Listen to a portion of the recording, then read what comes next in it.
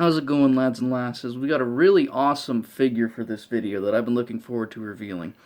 This is Mezco's 1/12 Collective Nosferatu, their most recent variant. They've done a couple Nosferatus in the past. Originally they had a line, I believe it was called Silent Screamers, and they were really stylized horror icons. And that was well before they did the 1/12 Collective line. Then when they started the 1/12 Collective line and that just took off out of nowhere, it's crazy. That line hasn't been out for very long, but it's really taken the collector world by storm, and it's obvious why. They do amazing stuff in that line. But at some point they decided we need to do a Nosferatu for this line, so they did one. It was a little too stylized for me, so I didn't get that first release. I'm kind of glad I didn't get that first release, because this one I like so much more. It's still the same stylized mold, but the color scheme separates it even further from the original movie design that you see on screen. That I see it more as just a badass looking generic vampire than Count Orlok himself. So I decided that it looks so cool, I have to get this one. So let's get into the review of the figure itself. So before I get into the articulation, just look at that detail on the face there. I love the red eyes with the black shading around it to kind of highlight them and make them pop out. It looks so menacing and cool. So you have like a double jointed neck there, so you can go really far out with the neck like that, and you can go up and you can remove the head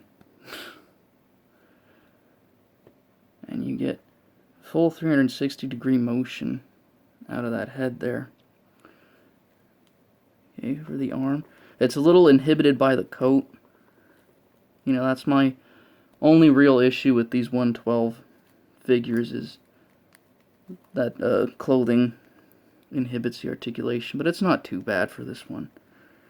You don't have double jointed elbows. This is single joint, but you get enough range of motion out of it.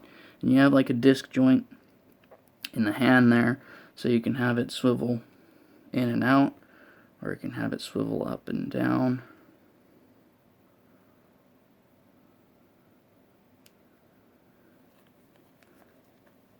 And then you have pretty good ab crunch there, especially considering the coat. The coat doesn't really inhibit the ab crunch too much, so you can see you can go pretty far down, pretty far back. Legs kick out pretty far. You can do the splits with him to a degree. I wouldn't though, because of the pants. The pants are this sort of stretchy spandex-like material, so you do get some good articulation out of the legs because they're not as inhibited. And you get double jointed knees there. And the foot, I believe, is on a ball joint. I wouldn't try to do 360 with this because it's connected to the spandex somehow. And I would imagine that you would risk ripping it if you did that. So, really good articulation with this guy. Of course, that's pretty much the standard with Mezco's 1/12 Collective line. Let's get into the accessories. We'll start off with the parts we can swap out. So you get two alternate heads with this figure, and they're different from the original Nosferatu release. This is sort of like a menacing, roaring, I'm going to attack you head, and it looks really freaking cool. So the other alternate head you get is actually a partially burnt head, so Count Orlok's found himself in the sun, and now he's burning alive. I guess burning dead, technically. You get a few alternate hands. So you get two of these relaxed hands, and these are what he has on by default. Then you get two sort of gripping style hands. I kind of wish they were in sync, but because I think this looks really cool, but this is just more of a generic gripping hand.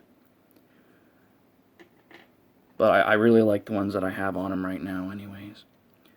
You get this to go with the burnt head. Look, you can even see the bones in there. That's some crazy detail.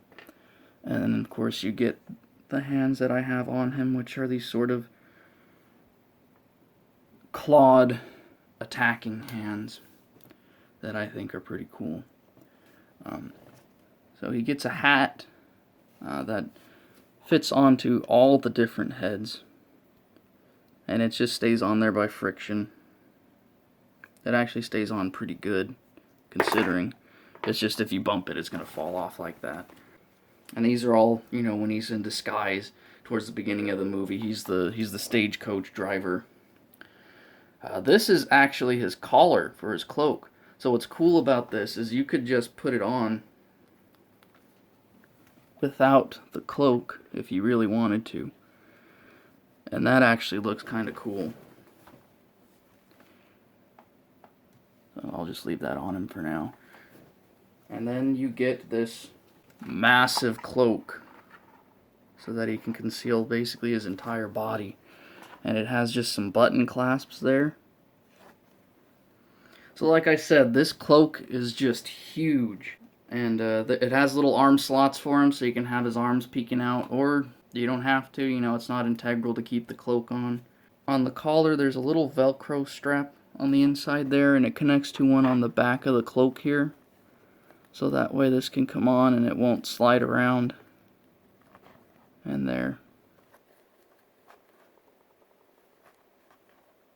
So you can do a lot of things with the accessories on this figure, and that's pretty cool. Alright. Count Orlok comes with some cool pets. So let's take a look at those. And I want to start out with these guys. You get two just evil looking wolves. They have, you know, scars all over them. Green eyes. And the green eyes actually glow in the dark. So that's cool. You get this one that has the darker fur. And then you have this one that has the lighter brown fur. And these are just cool to just pose on their own, you know. You'll also get 3 bats. What would a vampire figure be without bats? And the bats actually come with a stand.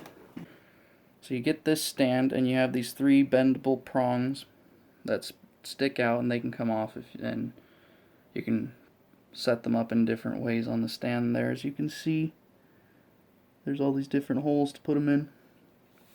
And they just sit on top of one of these. There's a little peg hole in the back. And then you can pose the bats behind him.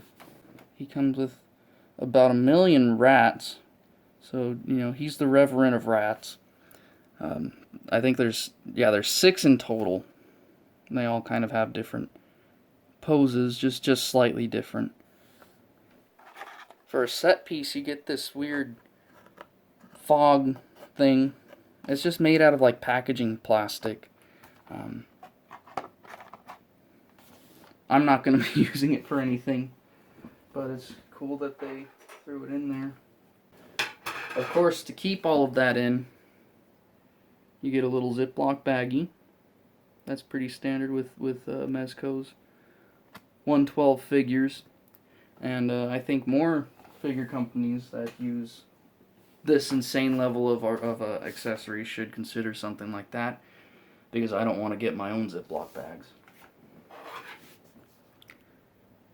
For the last of the accessories, he comes with this crazy huge Mezco-sized stand. You know, these are pretty standard with the 112 collective figures. Got Nosferatu logo on it. Then you get the claw arm. This thing is a lot longer than some of the claw arms the other figures come with, so you can actually do some flying poses if you really wanted to. One other thing you'll get is this really cool, just brutal sticker, and it's huge. So you can just stick that wherever you want, and I think that's just a really neat little thing to add. That's, you know, just something extra. I didn't expect to get this, so that's pretty cool. Alright, so that sums up everything you get with this figure. It's insane just the amount of accessories that this figure includes. You know, it gets to a point where it would have been perfectly serviceable to stop at a certain point, and then they just kept going. But that's kind of what Mezco does with this line.